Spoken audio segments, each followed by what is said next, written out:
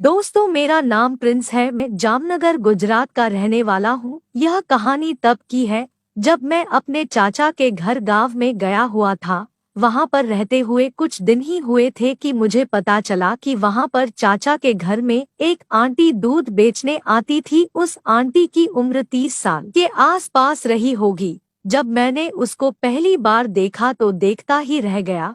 पहली बार जब मैंने उस आंटी को देखा तो मैं रोज उसका ही इंतजार करने लगा था। दूध लेने के बहाने मैं उसको लिया करता था। धीरे धीरे मैंने उससे बात करनी भी शुरू कर दी थी। 4-5 दिन में ही वह आंटी मेरे साथ घुल मिल गई थी। मैं भी उस आंटी के साथ हंसी मजाक करने लगा था। एक दिन की बात है जब मेरे चाचा चाची दोनों ही किसी काम के सिलसिले में बाहर गए हुए थे। उस दिन वह दोनों मुझे यह बोल कर गए थे कि वह लोग अगले दिन ही आएंगे। अब एक दिन मुझे घर पर अकेले ही रहना था। मैं भी ऐसे किसी दिन का काफी समय से इंतजार कर रहा था। चाचा चाची सुबह ही जा चुके थे और आंटी कुछ देर के बाद ही दूध देने के लिए घर पर आई। हम दोनों में एक दो बात हुई और फिर मैंने आंटी के साथ मजाक करना शुरू कर दिया। मैंने मजाक में ही आंटी से कह दिया, आंटी, लगता है कि आपके पास बहुत ही ज्यादा दूध है। यह कहते हुए मैं आंटी को देख रहा था। आंटी ने मेरी तरफ देखा और उनको भी इस बात का एहसास हुआ कि मैं उनको देख रहा हूँ।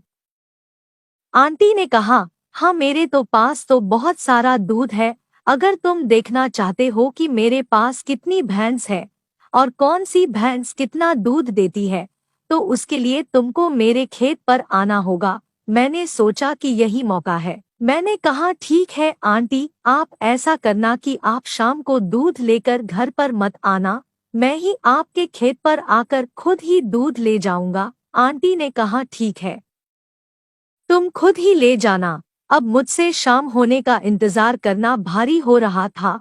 बड़ी ही मुश्किल से शाम का वक्त आया और मैं जल्दी से नहा धोकर तैयार होने लगा। शाम के लगभग 7 बज चुके थे। मैं दूध लेने के लिए निकल पड़ा और रास्ते में ही अंधेरा हो चुका था।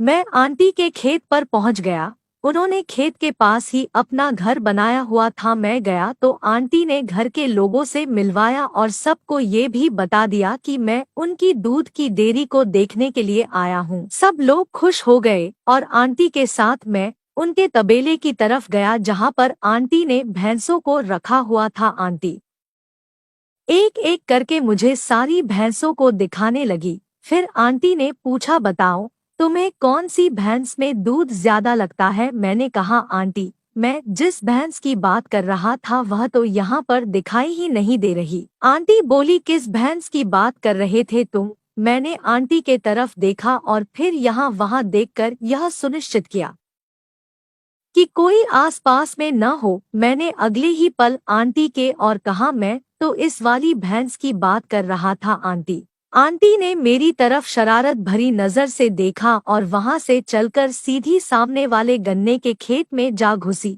मैं भी आंटी के पीछे पीछे खेत में गया और पीछे से जाकर आंटी छुड़वाने का नाटक सा करने लगी। मैंने कहा, अब इस वक्त कोई नहीं है। फिर वो सब के बाद हम दोनों बाहर निकलने लगे तो आंटी ने मेरा हाथ पकड़ लिया। मुझे पीछे रखकर आंटी खुद आगे आ गई और खेत से बाहर निकल आई। मैं भी आंटी के बाद कुछ पल का विराम देकर खेत से बाहर आ गया और हम आगे बढ़ने लगे। उसके बाद हम दोनों तबेले की तरफ वापस आ गए और आंटी ने मेरे डिब्बे में दूध भर दिया। आंटी के चेहरे पर खुशी की झलक दिखाई दे रही थी। उसके बाद मैं दूध लेकर वहां से आ गया। सुबह जब आंटी घर आई तो आंटी मुझे देखकर मुस्कुराने लगी। आंटी काफी खुश लग रही थी। मैंने दरवाजा बंद कर दिया और एक तरफ ले जाकर आंटी बोली, अब मुझे जाने दो। उसके बाद काफी दिन तक मैं अपने चाचा चाची के घर पर ही रहा और जब भी मौका मिलता मैं दूध वाली आंटी से मिल लेते थे।